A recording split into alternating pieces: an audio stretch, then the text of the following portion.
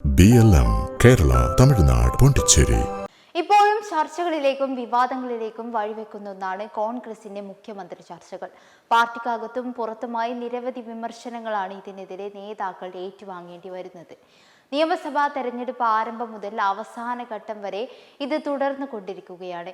കഴിഞ്ഞ ദിവസം ഇതിനെതിരെ KPCC പ്രസിഡന്റ് സണ്ണി ജോസഫ് രംഗത്തെത്തിയിരുന്നു.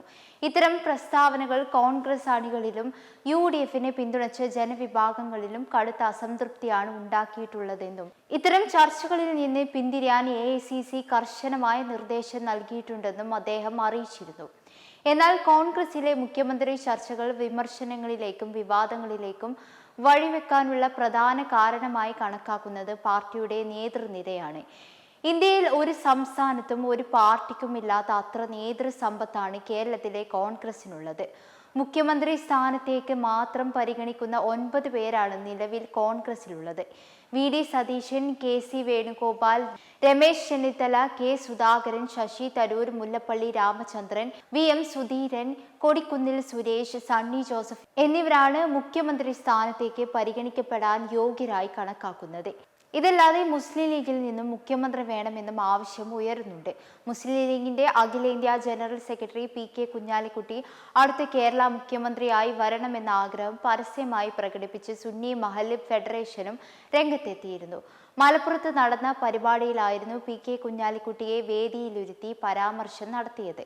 UDF അധികാരത്തിൽ വന്നാൽ കുഞ്ഞാലിക്കുട്ടി വഹിക്കേണ്ട സ്ഥാനത്തെക്കുറിച്ച് രാഷ്ട്രീയ വൃത്തങ്ങളിൽ ചർച്ചകൾ സജീവമാകുന്നതിനിടെയാണ് സുന്നി മഹൽ ഫെഡറേഷൻ വേദിയിൽ ഇത്തരമൊരു പ്രഖ്യാപനം നടത്തിയത്. കോൺഗ്രസിൽ തന്നെ പരസ്പരം ഒളിപ്പോര് നടക്കുന്നതിനിടെയാണ് കുഞ്ഞാലിക്കുട്ടിയെ മുഖ്യമന്ത്രിയാക്കണമെന്ന വാർത്തകൾ ഉയർന്നു വരുന്നത്. മുഖ്യമന്ത്രി ചർച്ചകൾ ശക്തമാകുന്നതോടുകൂടി നിരവധി ആളുകളുടെ പേരുകളാണ് സമൂഹ മാധ്യമങ്ങളിലൂടെയും മറ്റും പരക്കുന്നത്.